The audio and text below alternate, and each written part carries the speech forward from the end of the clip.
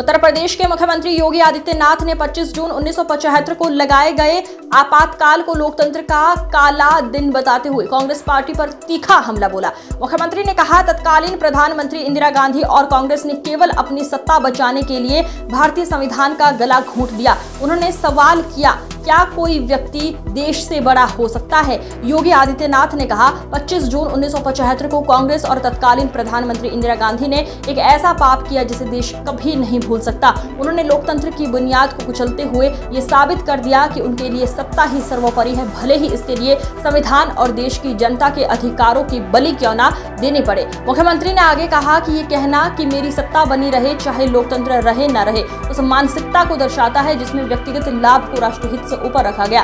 योगी आदित्यनाथ ने युवाओं से अपील की वे इस ऐतिहासिक सच्चाई को जाने और लोकतंत्र की रक्षा के लिए सजग नागरिक बने। भारत ने अनगिनत बलिदान दिए थे। जिस लोकतंत्र को लेकर के विद्यार्थी हो या युवा, महिला हो या पुरुष, समाज के प्रत्येक तबके के व्यक्ति ने अपने आप को हर स्तर पर बलिदान देने में, किसी प्रकार का सहयोग देने में किसी प्रकार की कोई कोताही नहीं की। बाबा साहब भीमराव अंबेडकर ने तमाम अपमान सहने के बावजूद अपनी पूरी ताकत के साथ, अपनी पूरी बुद्धिमत्ता के साथ भारत के संविधान का जो ड्राफ्ट तैयार करके भारत के नागरिकों के लिए दिया था, उस संविधान का गला घोंटने में कांग्रेस की सरकार को कोई समय नहीं लगा। प्रश्न ये उठता है कि क्या कोई व्यक्ति देश से बड़ा हो सकता है? जो पाप कांग्रेस ने और तत्कालीन प्रधानमंत्री के रूप में श्रीमती इंदिरा गांधी ने 25 जून 1975 को किया था, अपनी सत्ता बनी रहे। इस देश के क्रांतिकारी नारा देते थे, तेरा वैभव अमर रहे मां, हम दिन चार रहे न रहे।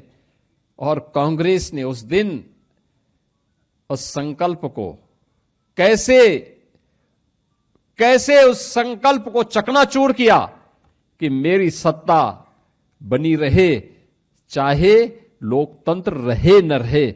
और यह करके कांग्रेस ने आज ही के दिन 50 वर्ष पहले भारत के संविधान का गला घोंटने का काम किया था। भारत के संविधान का गला, ये भारत के नागरिकों के साथ, हम भारत के लोग का जो संकल्प भारत के संविधान के प्रेम्बल में प्रारंभ होता है, उन लोगों की भावनाओं पर कुठाराघात था। उनके संकल्पों को चकनाचूर करने की एक कुत्सित चेष्टा थी। कैसे प्रेम्बल तक में देर रात्रि में उन्होंने संशोधन करके धर्मनिरपेक्ष और समाजवादी शब्द जोड़ करके भारत की आत्मा पर कुठाराघात करने का कार्य किया था, संविधान की आत्मा को चकनाचूर किया था। ये किसी से छुपा हुआ नहीं। और अफसोसजनक तो ये कि पहले आम चुनाव के बाद बनी हुई तत्कालीन पंडित नेहरू की सरकार से लेकर के लगातार जब भी कांग्रेस को अवसर मिला, कांग्रेस ने बाबा साहब भीमराव अंबेडकर और भारत के संविधान को अपमानित करने का कोई मौका गंवाया नहीं। याद करिए, अभी 2 दिन पहले हम लोगों ने डॉक्टर श्यामा प्रसाद मुखर्जी जी का बलिदान दिवस के कार्यक्रम में भारत माता के उस महान सपूत के प्रति हमें श्रद्धान्वित होने का एक अवसर प्राप्त हुआ था। कश्मीर भारत का हिस्सा बना रहे, एक देश में 2 प्रधान, 2 विधान और 2 निशान नहीं चलेंगे। देश की आजादी के बाद भारत माता की किसी सपूत ने नारा दिया था, वो डॉक्टर श्यामा प्रसाद मुखर्जी थे।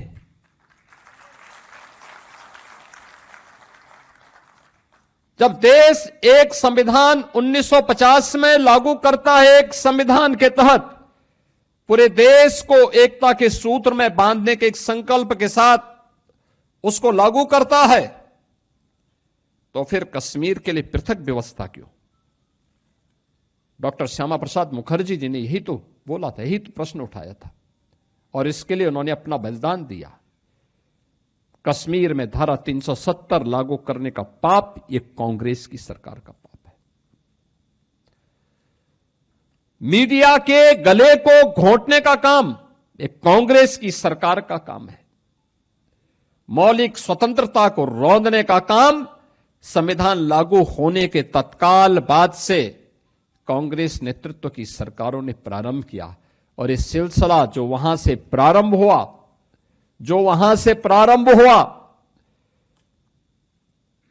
1952 रहा हो, 1975 में उसकी पराकाष्ठा थी, और फिर उसके बाद 1984 में सिखों का कत्लेआम रहा हो, या फिर देश के अंदर जब याद करिए श्री राहुल गांधी के द्वारा देश के अंदर विधेयक की प्रति देश के संसद के फ्लोर में फाड़ी जाती है। ये सभी कृत्य अलोकतांत्रिक हैं, संविधान का अपमान करने वाले हैं, भारत के महान स्वतंत्रता संग्राम सेनानियों की भावनाओं के विरुद्ध आचरण करने वाले हैं, और इस कृत्य के साथ कांग्रेस का इतिहास जुड़ता हुआ दिखाई देता है।